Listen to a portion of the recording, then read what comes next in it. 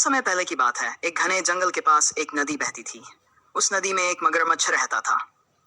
उसी नदी के किनारे एक बड़ा जामुन का पेड़ था, जिस पर एक चतुर और दयालु बंदर रहता था। मित्रता की शुरुआत। बंदर बहुत ही खुशहाल जीवन जी रहा था।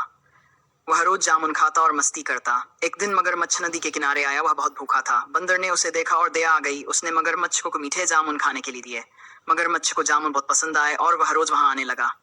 धीरे धीरे दोनों में गहरी दोस्ती हो गई। मगरमच्छ की एक दिन मगरमच्छ ने घर जाकर अपनी पत्नी को वह मीठे जामुन खिलाए। मगरमच्छ की पत्नी ने पूछा कि यह जामुन कहाँ से आए हैं। जब मगरमच्छ ने उसे बंदर के बारे में बताया तो उसकी पत्नी ने लालच में आकर कहा, अगर ये बंदर इतने मीठे जामुन खाता है तो इसका दिल तो और भी मीठा होगा। मुझे इसका दिल खाना है। मगरमच्छ पहले तो तैयार नहीं हुआ, लेकिन उसकी पत्नी ने जिद पकड़ ली। मजबूर होकर मगरमच्छ ने योजना बनाई और अगले दिन बंदर के पास गया। मगरमच्छ ने कहा, मित्र, मेरी पत्नी तुम्हें अपने घर भोजन पर बुलाना चाहती है। चलो मेरी पीठ पर बैठ जाओ, मैं तुम्हें नदी पार करा दूंगा। बंदर खुशी खुशी उसकी पीठ पर बैठ गया।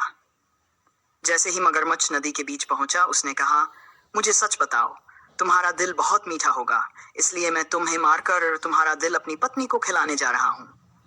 बंदर ये सुनकर चौंक गया, लेकिन उसने घबराने के बजाय अपनी बुद्धिमानी का इस्तेमाल किया। उसने तुरंत कहा, अरे मित्र, तुमने पहले क्यों नहीं बताया? मेरा दिल तो पेड़ पर ही रह गया। अगर तुम मुझे वापस किनारे ले चलो तो मैं अपना दिल ले आऊंगा।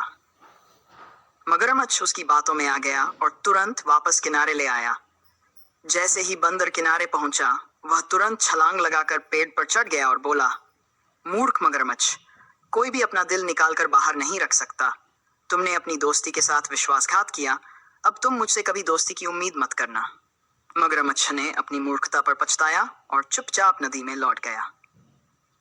इस कहानी से हमें यह सीख मिलती है कि संकट के समय धैर्य और चतुराई से काम लेना चाहिए और कभी भी लालच में नहीं पड़ना चाहिए। कंजूस हलवाई और उसकी सजा। गांव में एक हलवाई था जिसका नाम मदन लाल था। वह बहुत कंजूस था और मिठाइयों में मिलावट करके ज्यादा पैसा कमाने की कोशिश करता था। वह दूध में पानी मिलाता, घी की जगह सस्ता तेल इस्तेमाल करता और मिठाइयों का वजन भी कम कर देता। मिलावटी मिठाई का नुकसान। एक दिन गांव के मुखिया ने उसकी दुकान से मिठाई खरीदी और घर ले जाकर परिवार को खिलाई, लेकिन मिठाई इतनी खराब थी कि सबकी तबीयत बिगड़ गई।